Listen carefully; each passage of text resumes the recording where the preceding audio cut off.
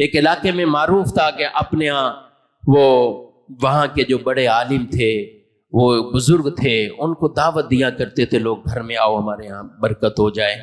اور لوگوں نے ایک شیڈول بنایا ہوا تھا سالانہ دعوت کرنے کا، تو وہ جاتے تھے سب.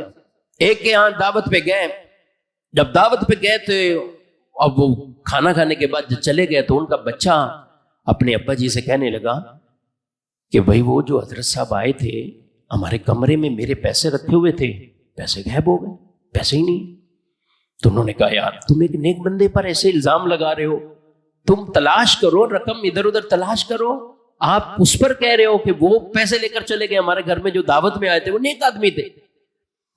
کہا نہیں مجھے پکا ہی، میں نے تو یہیں رکھے تھے اور اس کے بعد نہ کوئی آیا نہ گیا، بس وہ تھے، ہم تھے، ہماری فیملی میں سے کسی نے نہیں لیے. وہ جب کمرے سے چلے گئے تو پیسے بھی چلے گئے.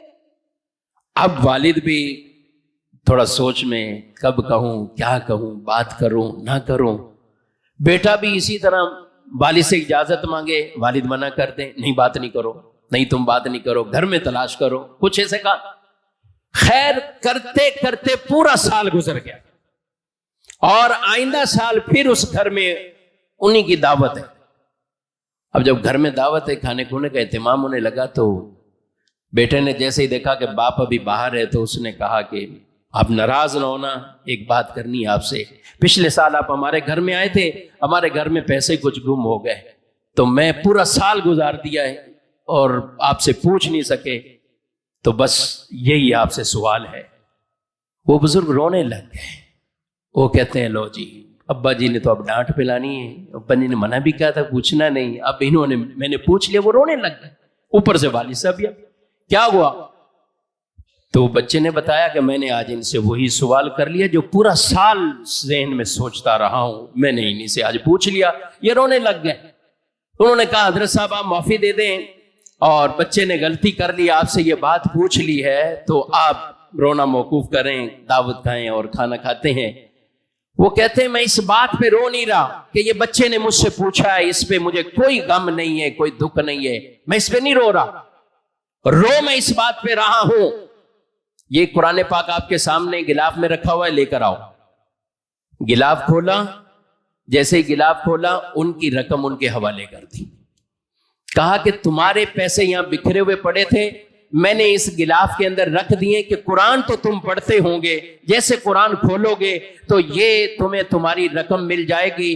آج مجھے افسوس ہو رہا ہے کہ مسلمانوں کا گھر ہے، 1 سال سے قرآن نہیں کھلا، اس گھر کے اندر 1 سال سے قرآن نہیں کھلا.